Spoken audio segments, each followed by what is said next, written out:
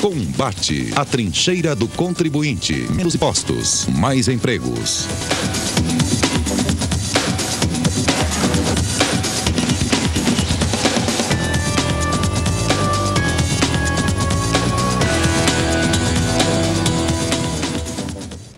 Boa noite, amigos e amigas. Estamos iniciando um novo programa Combate, um programa da Confederação Nacional de Serviços. E o nosso lema, como vocês sabem, é mais empregos e menos impostos. E para falar também um pouquinho sobre evolução, desenvolvimento urbano, etc., hoje nós temos um especialista na área, que é o professor Cândido Malta Filho, que vai nos dar uma informação sobre o plano diretor hoje que está sendo debatido na Câmara dos Vereadores aqui de São Paulo. Cândido, muito prazer tê-lo aqui, como especialista nessa área, inclusive com um grande professor nessa área, especialista aqui. Eu que agradeço o convite. Roberto, a palavra é sua. Arquiteto Cândido, o senhor é um grande urbanista, inclusive tem uma empresa de consultoria com o nome URB, né, que já liga com o urbanismo, e trabalha com esse assunto da lei de zoneamento, um plano diretor para São Paulo há muito tempo. E nós estamos vendo novamente uma grande mudança em relação à lei de zoneamento na cidade de São Paulo. Nós tivemos, alguns anos atrás, com a prefeita Marta, onde houve uma coisa que eu não sei se as pessoas realmente tomaram consciência, mas houve uma expropriação dos direitos dos terrenos. Os terrenos que tinham uma capacidade para construir 3, 4 vezes, dependendo do local, eles acabaram ficando só com o poder de construir uma vez e meia, e para construir aquilo que eles poderiam antes, as empresas teriam que comprar esse direito. Novamente, agora, acontece a mesma coisa. Mais uma parte está sendo expropriada. Isso tem alguma coisa a ver com a linha do PT, a linha bolivariana, de que o uso da propriedade privada deve ser mantido, porém, ele precisa ser mais socializado? Ou seja, o direito que o proprietário tinha, hoje ele tem que pagar para o município para poder ter o mesmo direito. Isso tem alguma coisa a ver com essa linha política?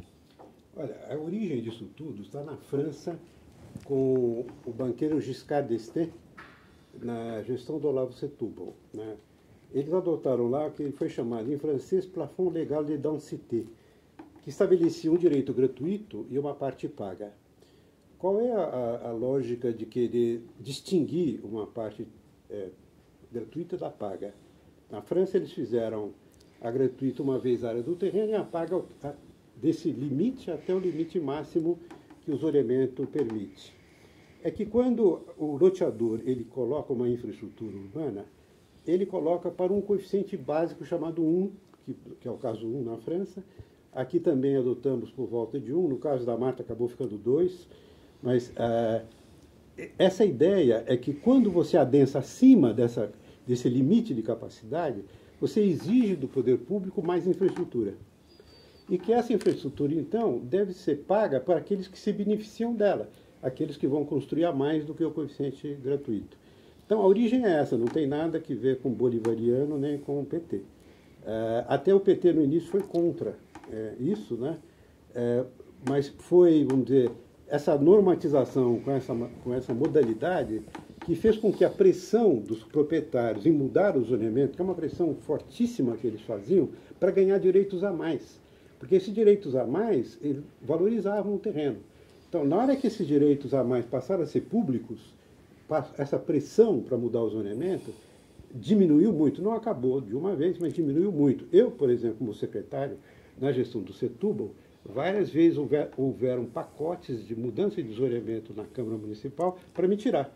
E era justamente porque eu me opunha a essa mudança especulativa. Agora, exatamente nesse tema aí de especulação e tema de planejamento urbano, Cândido, a gente se conhece como professor e sempre você defendeu um planejamento coerente no desenvolvimento urbano de uma cidade, né? Tanto é verdade que você continua fazendo consultoria para as cidades que te contratam. Então, São Paulo sempre foi crescer um pouco desordenadamente, né? Eu acho que o primeiro planejamento mais sério, político mais urbano, foi feito na época do Setúbal, pelo menos nessa parte mais perto da gente, né? Não vou chegar em Prestes Maia nem nada disso, mas não. E você era o secretário naquela época. Como é que a gente pode fazer com que esses planos diretores, ou pelo menos esse sistema de zoneamento, possa desenvolver coerentemente o crescimento de uma cidade, né? Para isso tem que ter toda uma infraestrutura em volta e você tinha, pelo menos, defendido a ideia de criar alguma matriz, algum processo que pudesse fazer com que mostrasse para o poder público qual é a direção que devia ser feita. Como é que pode ser feito isso?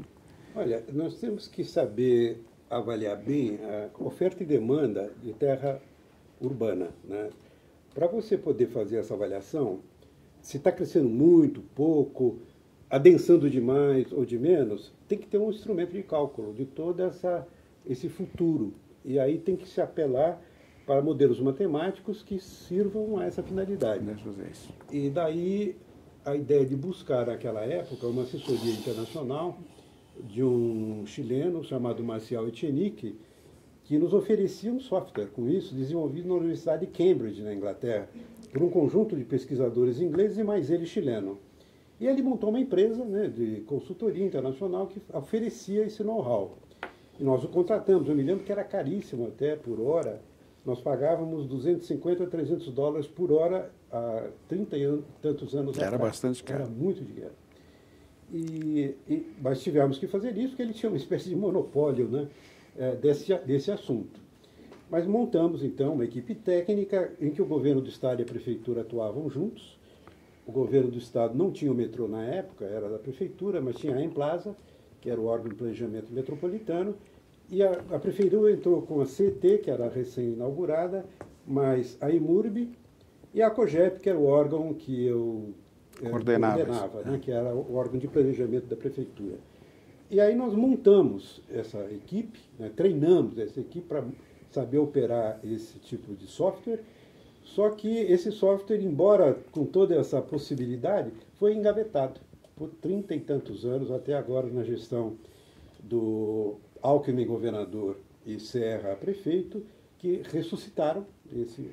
Agora, não mais com o Echenique, mas um outro chileno que sucedeu era da equipe do Echenique, chamado Tomás de la Barra, e o governo do Estado, através da Secretaria de Transportes Metropolitanos, em convênio com a prefeitura, né, aí vem a ligação ao Alckmin e Serra, contrataram a mim como coordenador técnico, acho que em reconhecimento a todo um passado voltado a esse assunto, a fazer esse trabalho, a coordenar tecnicamente esse trabalho, com a FUPAM, uma fundação da Universidade de São Paulo, da qual eu sou professor. E aí fizemos o trabalho. Ele definiu uma metodologia inovadora, e essa metodologia hoje está disponível, né? Inclusive, estou usando ela em algumas outras cidades para as quais meu escritório vem sendo contratado. E a questão que se coloca, então, seria, será que isso está sendo usado pela atual proposta de plano diretor? Ou se já foi usado até no plano diretor em vigor? Mas, não. Professor, aí é que está. Porque... Quer dizer, não foi usado até agora. Não. Agora, a falta disso é que está levando São Paulo a esse caos, porque São Paulo paralisou, né? E é uma cidade em que a mobilidade é muito importante. Nós temos uma cidade muito baseada no serviço, não na indústria, onde a mobilidade é de manhã e no final do dia. São Paulo não. São Paulo é uma cidade dinâmica de serviço e a mobilidade é fundamental. E já que a mobilidade é fundamental economicamente para a cidade, e a cidade hoje está paralisada, como é que nós vamos sair dessa equação perversa? Agora, complementando o que esse plano diretor que está sendo discutido agora na Câmara vai permitir fazer com que essa equação seja utilizada? Não está permitindo. Esse plano diretor não está nem prevendo a necessidade que isso seja feito mais adiante. Porque o cálculo deveria ser feito quando o verdadeiro plano diretor fosse feito, que atualmente nós estamos definindo é a política de desenvolvimento urbano que deve orientar o plano diretor, conforme a Constituição obriga no seu artigo 182. Pois é, então, se é a política, tinha que dizer, olha, esse cálculo deve ser feito quando o plano diretor for feito, junto o plano de uso do solo, o plano de mobilidade urbana. Então, no atual plano que foi aprovado na gestão da Marta Suplicy, em 2002, essa exigência já existiu, ela existe, ela está lá, só que não foi cumprida. Ao invés do cálculo, eles extrapolaram a tendência do mercado para cada região. No distrito tal, a tendência do passado foi crescer tanto, puseram mais para frente a mesma tendência. Então, isso não é cálculo nenhum, isso daí não tem atendimento ao plano de mobilidade, a capacidade do sistema de circulação. Então, veja, se isso é que causou o caos, para poder eliminar esse caos, temos que adotar esse cálculo. É fundamental. Se isso não for feito, não é que não temos solução. Continuaremos indo ladeira abaixo, como estamos indo, com esses congestionamentos crescentes que sufocam a nossa vida econômica e social. Quer dizer, isso é como 2 mais 2 são 4. Eu até não entendo como é que o prefeito pode imaginar que ele vai convencer a população que adensar, por exemplo, ao longo de uma linha de metrô que já está lotada. Vamos pegar o caso da linha 4 como exemplo. Aquela que vem da Francisco Morato, sobe a Rebouças. Está super lotada. Ele está propondo adensar sem cálculo nenhum. É loucura. Quer dizer, vai haver revolta popular. Eu posso até dizer isso sem nenhuma... Constrangimento. Sem querer aqui exagerar nada. Sem nenhum exagero. Então, realmente, sem esse cálculo, que é fundamental, não há solução. Quer dizer, hoje está sendo proposto coisa que não pode ser execuível. Está propondo adensar as linhas de metrô que estão superlotadas, está na proposta do plano diretor, com o coeficiente maior, 4, né? Significa, então, a capacidade máxima do zoneamento adotada ao longo das linhas superlotadas. Que outros questionamentos, além desse problema de não ter um cálculo mais específico para você saber onde e como tem que crescer uma cidade, hoje, né, o plano diretor podem questionar e a população pode ser obrigada ou até onerada por esse novo plano diretor? Vai ser onerada certamente no seu tempo, né? Vai perder muito mais tempo do que já perde. Hoje tem pessoas que moram mais na periferia que levam 2, 3 horas para chegar. Aqui na área do nosso centro expandido, não é incomum você perder 40 minutos, né? Eu já perdi 1h30 até para andar poucos quilômetros, né?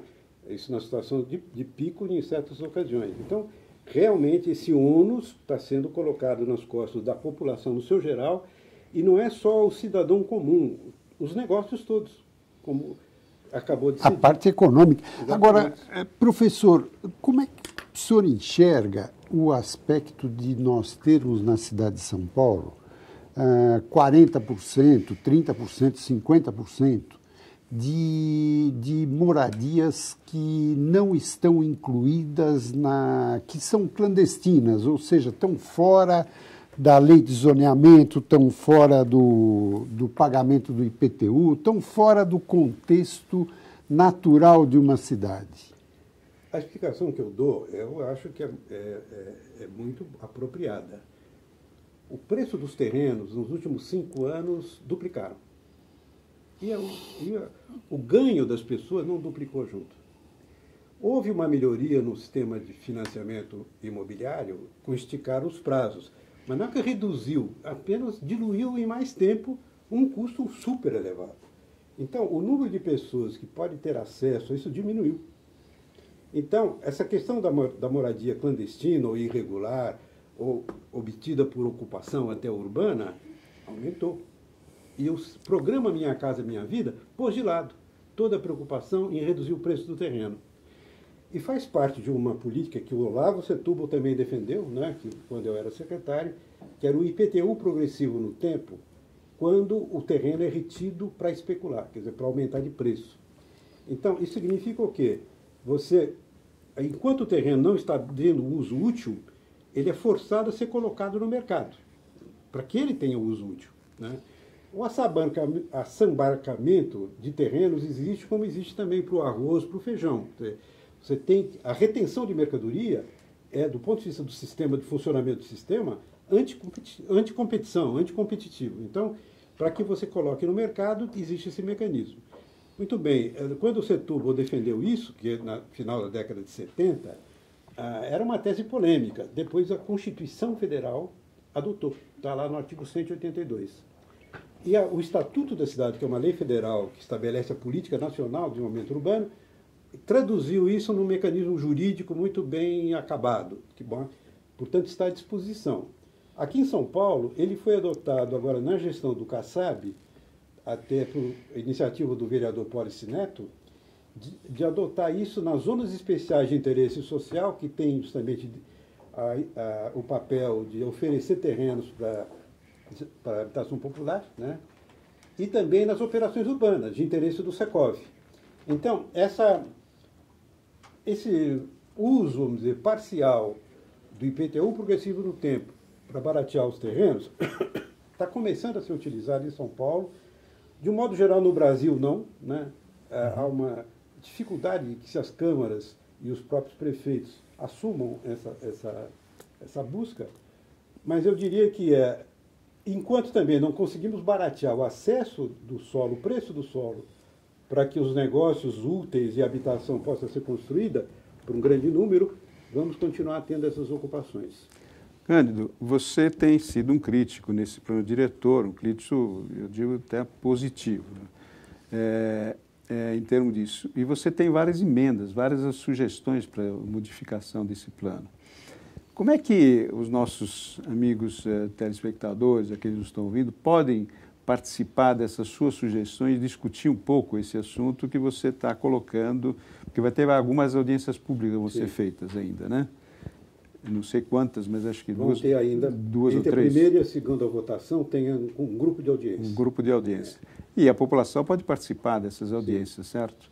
E você tem um posicionamento com relação a esse plano. Quais são os pontos mais críticos que você vê e como eles podem participar nesse processo? Olha, primeiro de como podem consultar, em meu site, candidomaltacamposfilho.com.br, tem esses meus comentários, tem minha avaliação, tem até um texto chamado Pontos Positivos e Pontos Negativos da proposta do plano diretor. São 12 positivos e 24 negativos que eu selecionei de um conjunto maior. Também, quem quiser um parecer mais atualizado, via Dropbox eu posso oferecer. Mas aí tem que mandar o e-mail para mim dar o endereço do Dropbox, que é um programa, né, que permite esse acesso. O meu e-mail é candidomaltacamposfilho@uol.com.br. Nós vamos colocar Bom, sobre os pontos básicos, eu diria, primeiro, que não é um plano, é uma política, tem que botar o nome certo nos bois, dizendo que isso aqui que está se votando é a política de desenvolvimento urbano. Não é plano diretor? Não é. É a política de desenvolvimento urbano. E tem um enxerto de coisa de plano. E nesse enxerto tem esse adensamento ao longo das linhas de metrô, é um enxerto. E também o enxerto das zonas especiais de interesse social. E só esses dois enxertos. O restante da legislação de uso do solo, do zoneamento, ficou para depois, para o verdadeiro plano. Porque é a essência do plano. E o plano de mobilidade foi para depois. Então, esse enxerto, o máximo que poderia se aceitar é, no final da política, ter um título lá, da antecipação do plano diretor, da antecipação parcial do plano diretor. Esse é o primeiro ponto. E se isso não for mudado, dá margem à arguição de inconstitucionalidade, porque não atende ao artigo 182 da Constituição. Quer dizer, esse plano diretor, se votado, pode ser inconstitucional? Pode ser inconstitucional. Esse é o primeiro ponto. O segundo ponto é o cálculo que estávamos mencionando agora há pouco, né? Exigir que ele seja feito, quando, junto com o plano de mobilidade e o plano de uso do solo verdadeiro na segunda etapa. Mas você vê, isso mostra a fragilidade, para dizer o mínimo, de você querer antecipar uma parte sem o cálculo. Você adensar sem o cálculo. É isso que se traduz assim, adensar ao longo da linha de metrô sem o cálculo. Quer dizer, o que nós temos a dizer para o nosso telespectador é que hoje ele está feliz, vai piorar ainda, é isso? Infelizmente é isso. Porque o pessoal está meio paralisado, né? Porque essa solução que foi feita de linhas exclusivas para ônibus e tal, não é uma coisa que solucione o problema da mobilidade, né? Eu acho que linhas de metrô é que é a verdadeira solução numa malha muito mais estreita do que conseguimos construir até agora. É isso que temos que planejar, é ver o prazo que precisamos e o dinheiro que precisamos para isso. Então, todo esse conjunto é o que se espera que se deva fazer, e não é o que está se fazendo. Então, é muito crítico. Eu queria chamar a atenção para mais um ponto, que é o planejamento de bairro. Eu entendo que você, descendo na escala de cada bairro de moradia e planejando cada um, para ver o que falta, e não tanto bairros de classe média, que são bairros como nós moramos, eu sou de classe média, que há aí grandes necessidades. Esses bairros de classe média precisam mais do controle do trânsito de veículos, para que não seja perturbada as ruas residenciais que estão sendo tomadas por automóveis na medida que se congestiona as vias principais, como rotas de fuga. Então, para evitar isso, os bairros residenciais se mobilizam. O meu bairro, por exemplo, está mobilizado para conseguir obter o traffic calming, como em inglês se chamou essas técnicas que reduzem o tráfego de passagem, para que a rua fique calma, traffic calming. Muito bem, os bairros de periferia, falta escola, falta creche, falta pavimentar a rua, falta canalizar a córrego. Então, o plano de bairro na periferia é para dimensionar exatamente o que falta. Não só o acumulado, o déficit acumulado, como o futuro, porque esse bairro vai crescer. Então você tem que planejar mais vagas de escola, mais vagas de creche, mais vagas de hospitais, assim por diante. Então o plano de bairro é um instrumento fundamental para completar o planejamento. Ele chega no detalhe do bairro. Muito bem, isso está previsto pelo plano em vigor. E o que está acontecendo agora com essa proposta de plano? Acabar com isso. Acabar com isso. O plano de Esse planejamento iria acabar? Acabar com, implodir o plano de bairro com essa possibilidade de definir, eu chamo de ilhas de tranquilidade, unidades ambientais de moradia, pode-se dar esse nome, né? Unidade de vizinhança, antigamente se chamava assim, Brasília tem muita unidade de vizinhança. Então, essas unidades ambientais de moradia são ilhas de tranquilidade que a grande maioria quer morar assim. Mas você precisa do zoneamento para fazer isso. Porque no zoneamento estabelecido, você diz, essa rua aqui só pode ter tráfego local, não pode ter tráfego de passagem. E você coloca também no meio desse bairro apenas usos que, mesclados com a moradia, não prejudicam a moradia, como uma pequena farmácia, um supermercado, uma mercearia, uma coisa, e não um grande empreendimento esse gerador de tráfego. Então, todo o zoneamento é imprescindível ser revisto a nível de bairro. E para isso o plano de bairro é que serve. E eles estão implodindo isso porque estão dizendo assim, é subreptício.